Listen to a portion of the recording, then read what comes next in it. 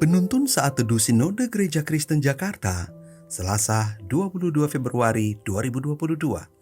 Serahkan pada Tuhan. 1 Petrus 5 ayat 7. Serahkanlah segala kekhawatiranmu kepadanya, sebab Ia yang memelihara kamu. Di tepian jalan perkampungan dekat kaki gunung, berdiri seorang yang baru saja menyelesaikan pendakiannya. Sambil memikul ransel yang besar dan berat, ia menunggu mobil untuk ditumpangi. 10 menit kemudian, satu mobil bak terbuka menghampiri dan memberinya tumpangan di bagian belakang. Setelah naik ke mobil, si pendaki terlihat masih berdiri memegang erat tepian belakang kabin kendaraan dan masih memikul ranselnya. Meski sudah naik kendaraan, namun sang pendaki masih harus bergumul dengan ransel berat yang dipikulnya. Contoh kejadian di atas sangat mirip dengan kebiasaan kita yang suka memikul beban berat saat kita sudah meminta pertolongan Tuhan. Nas hari ini mengajarkan bahwa sebagai orang percaya, kita mesti berani menyerahkan segala kekhawatiran kita kepada Allah. Mengapa? Sebab Ia yang memelihara umat-Nya. Nas di atas tidak menyalahkan manusia yang khawatir.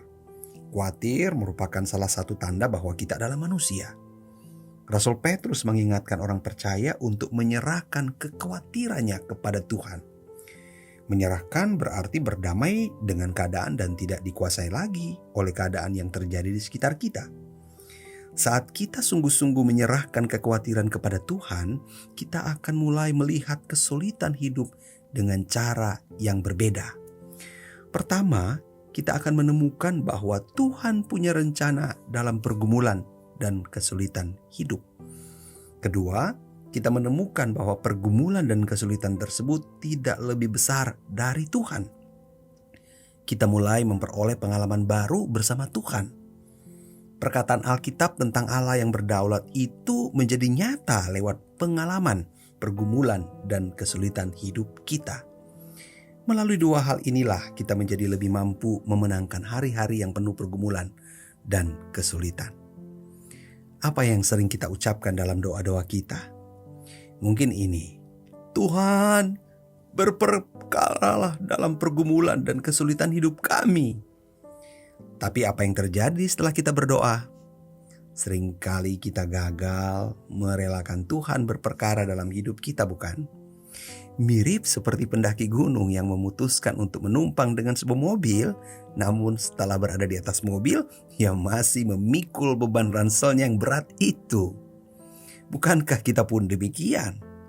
Seolah-olah kita lebih tahu, lebih hebat, dan lebih berpengalaman dari Tuhan. Tindakan hidup seperti ini tidak akan mengajarkan apa-apa tentang Tuhan kepada kita. Mari kita belajar menyerahkan segala kekhawatiran kita kepada Tuhan. Belajar menyerahkan segala kekhawatiran kita kepada Tuhan sama dengan belajar mengalami kuasa kebenaran firman Tuhan secara nyata di hidup ini. Tuhan Yesus memberkati.